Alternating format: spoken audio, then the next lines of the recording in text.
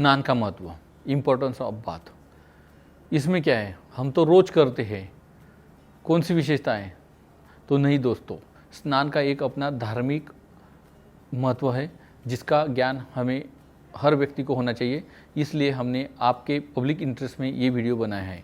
नमस्ते दर्शकों, मैं डॉक्टर महेश चौधरी हमारे निरामयी वसुधा यूट्यूब चैनल में आपका सहर्ष स्वागत करते हैं। आज का हमारा विषय है स्नान का महत्व, इम्पोर्टेंस ऑफ बाथिंग। रोज़ तो स्नान करते हैं, हर घर में भी स्नान गृह होता है जिसे हम बाथरूम कहते हैं।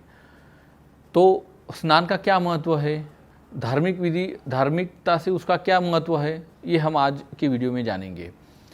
अलग अलग विधियों में स्नान का महत्व बताया गया है। पशु पक्षी भी स्नान करते हैं। हाथी सूंड से स्नान करता है, भैंस कीचड़ में जाती है, उसका स्नान है। हर एक का अलग अलग तरीका है। कोई टब में नहाता है, टब में पड़ा रहता है। तो ये स्नान के अलग अलग प्रकार होते हैं। मंगल प्रसंग पर या धार्मिक विधि, देव पूजा स्नान करने के बिना नहीं करनी चाहिए, ये सबसे पहला नियम है। तीर्थ क्षेत्र पर, हमारे जो तीर्थ क्षेत्र है वो नदियों के किनारे क्यों है? क्योंकि स्नान करके ही हमें दर्शन करना है, वो आसानी हो जाए, इसीलिए हमारे तीर्थ क्षेत्र जो है वो नदियों के किनारे है। स्नान से श्रम, थकावट दूर होती है, ग्लानि नष्ट होती है, उत्साह पैदा होता है, हमें भूख लगती है, अमंगल विचार नष्ट हो जाते हैं, पवित्र निर्माण हो जाता है, मन प्रसन्न होता है, त्वचा रोग दूर हो जाते हैं, जो फिजिकल इम्प्योरिटी होती है वो सब दूर हो जाता है। वो आचार्य वाग्भट जी ने बहुत अच्छा कहा है, दीपनम रुष्यम आयुष्यम स्नानम ऊर्जा बलप्रदम कंडूश्रम मल स्वेदम तंद्रा त्रुट दाह पापम जीतहा। ऐसा जो मैंने आपको स्नान के गुणधर्म बताए, जो हमें फायदे लाभ मिलता है, वो इस श्लोक में आचार्य वाग्भट जी ने कहा है। स्नान कैसे करें, कब करें, पहले और बाद में क्या करें, कहाँ करें, या इनके जो मंत्र तंत्र है ये सब हमें पता होने चाहिए। स्नान जो होता है वो, इसका मतलब होता है मलिनता दूर करना। स्नान विधि जो है शरीर पानी लेने से शुरू होता है, तो बालों में तेल लगाना और कंघी करने तक समाप्त होता है। तो स्नान विधि सिर्फ बाथरूम में करने तक सीमित नहीं है, तो बालों में तेल लगाना और कंघी करने तक स्नान विधि बताई गई है। शरीर पर लाखों करोड़ों रोम रंध्र होते हैं, इनका मल निकालना सिर्फ साबुन से नहीं निकलता है। तो स्नान पूर्व हमें अभ्यंग करना चाहिए, मतलब तेल से मामूली गर्म करके शरीर पर मर्दन करना चाहिए। इससे रोम रंध्रों में जो फिजिकल इम्प्योरिटी होती है वो ढीली हो जाती है, सौम्य हो जाती है, और उसके बाद में उद्वर्तन करने पर, जिसे आयुर्वेदिक चूर्ण से शरीर पर हम जो मसलते हैं, उपटन करते हैं, उससे वो रगड़ के निकल जाता है। तो ये स्नान पूर्व की विधि बताई गई है। अभ्यंग स्नान जो है मंगल, धार्मिक पूजा, दिवाली, शादी में दूल्हा दुल्हन जो करते हैं उसे अभ्यंग स्नान कहते हैं। रोजमर्रा की जिंदगी में ये नामुमकिन है, इसलिए हम कुछ विशिष्ट त्योहारों पर ही ये धार्मिक स्नान करते हैं, अभ्यंग वगैरह, दिवाली वगैरह पर, या फिर शादियों में। स्नान के प्रकार बताए गए, जैसे कि वैशाख स्नान है, कार्तिक स्नान है, माघ स्नान है, और ये ऋतु परत्वे भी स्नान होता है। त्रिकाल स्नान होता है जो ऋषि मुनि करते हैं। सचेल स्नान, बदन में कपड़ों के साथ जो करते हैं उसे सचेल स्नान कहते हैं। भस्म स्नान, मतलब कपाल, छाती और हाथों में मंत्रपूर्वक भस्म लगाते हैं, उसे भस्म स्नान कहते हैं। अवभृष स्नान, मतलब यज्ञ याग आदि क्रिया समाप्त होने के बाद में जलाशय पर जाकर जो करते हैं उसे अवभृष स्नान कहते हैं। और अंत्येष्टि के संस्कार के वक्त पहले और बाद में जो स्नान करते हैं उसे अवभृष स्नान कहते हैं। गण स्नान, जो श्रावणी पूर्णिमा में, ऋषि पंचमी में हम करते हैं उसे गण स्नान कहते हैं। जख्म स्नान, व्रण स्नान भी होता है, जो जख्मों को धोते हैं पानी से, शास्त्रों में व्रण स्नान भी कहा गया है। पहले जख्म को पानी लगाने नहीं देते थे, मॉडर्न साइंस में कहते थे कि पानी मत लगाओ, उससे पक जाते हैं, लेकिन अब पानी को धोने से, पानी से जख्म को धोने की बात करते हैं। मतलब वो उनके ही प्रिंसिपल पे टिके नहीं है, और अपने शास्त्रों में जो प्रिंसिपल पहले से बताए गए हैं वही आज भी कारगर साबित होते हैं। आम जनता भी इसके भ्रम में आ जाती है। उल्टा जख्म हर रोज धोने चाहिए, धोने से जख्म जल्दी इन्फेक्शन फ्री होते हैं, संक्रमण रहित हो जाते हैं और जल्दी भर जाते हैं। मैं बर्न के पेशेंट को हर रोज नहाता हूँ और उनके नहाने के बाद ड्रेसिंग करता हूँ, तो उनमें बहुत अच्छे रिजल्ट हमें दिखाई देते हैं। स्नान के लिए पानी कौन सा इस्तेमाल करना चाहिए, तो आयुर्वेद में इसके बारे में भी वो सूक्ष्म विचार कर रहा है। उष्णाम बुनाम अधा कायस्थ परिचय को बला वहा, गले के नीचे मामूली गर्म पानी से नहाना चाहिए।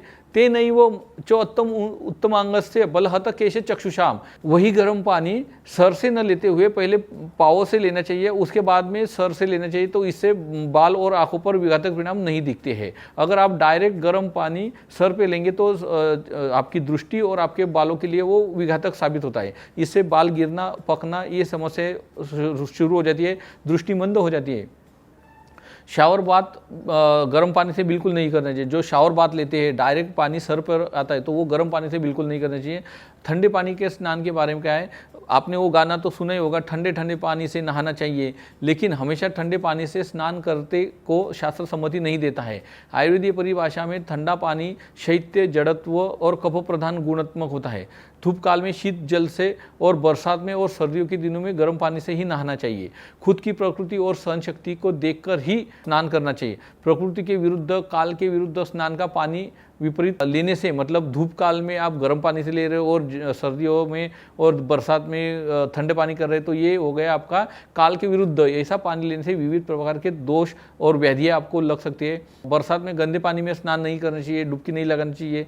भिन्न भिन्न रोगों की उत्पत्ति होती है, इनकी संभावनाएं होती है। मार्जन स्नान मतलब स्नान वर्जित व्याधि है ज्वर, जिसे हम ज्वर में या टेम्परेचर होता है, फीवर होता है, तो उसमें मार्जिन स्नान करते हैं, जिसे हॉट वाटर स्पॉन्जिंग कहते हैं। इसके लिए औषधि सिद्ध जल इस्तेमाल करना चाहिए, जैसे नीम, निर्गंडी, तुलसी, गिलोय, ये ऐसे इस्तेमाल करने चाहिए मार्जिन स्नान स्पॉन्जिंग के लिए।